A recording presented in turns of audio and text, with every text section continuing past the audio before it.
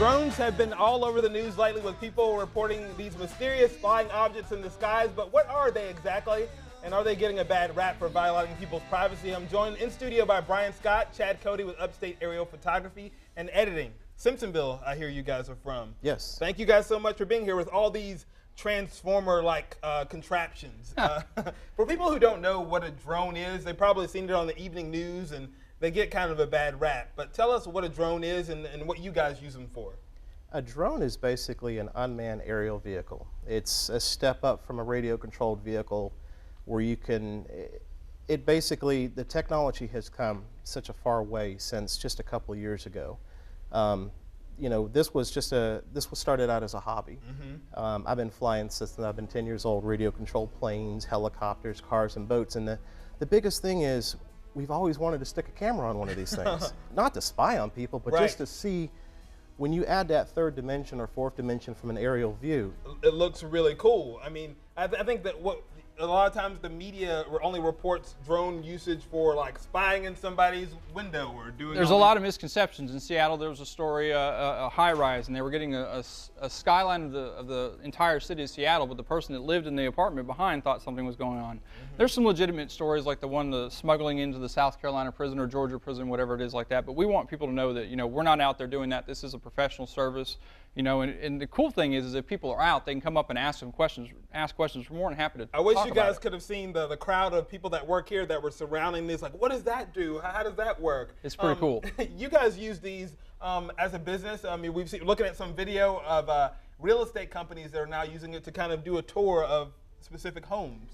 We're trying to provide a service to the real estate market right now as a beginning to commercial and residential. I mean, the reception that we've got from just homeowners and some of the realtors is just, it's amazing. It just changes the listings completely.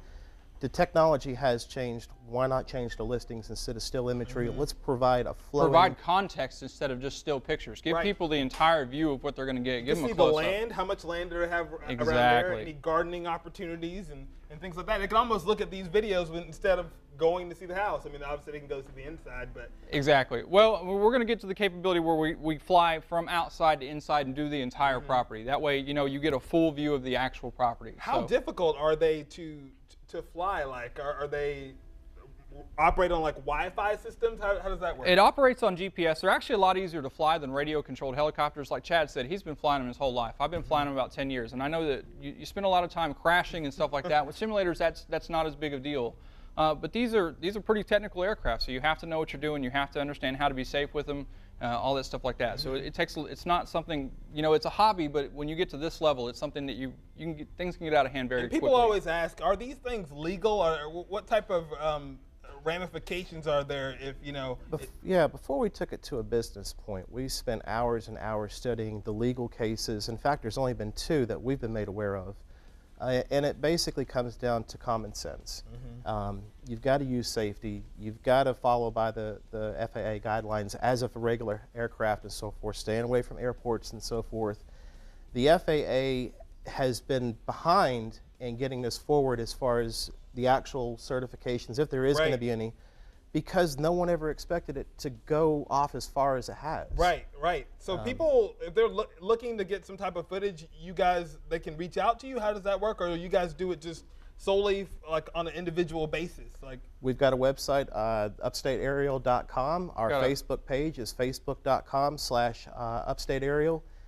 Give us a call. All the contact information is on the website, and we'll take it from there. You'll take it from there. Thank you guys so much for coming and giving us this view of the drones and showing that they can be used for things other than like spying on someone and things like that. So. Certainly, and if you're out and about and you see us, don't hesitate to stop and ask us questions. That's what we want to do. Awesome. Brian, Chad, thank you guys so much for being here. Thank you so. Definitely, we'll come back and see you soon. Yes, sir.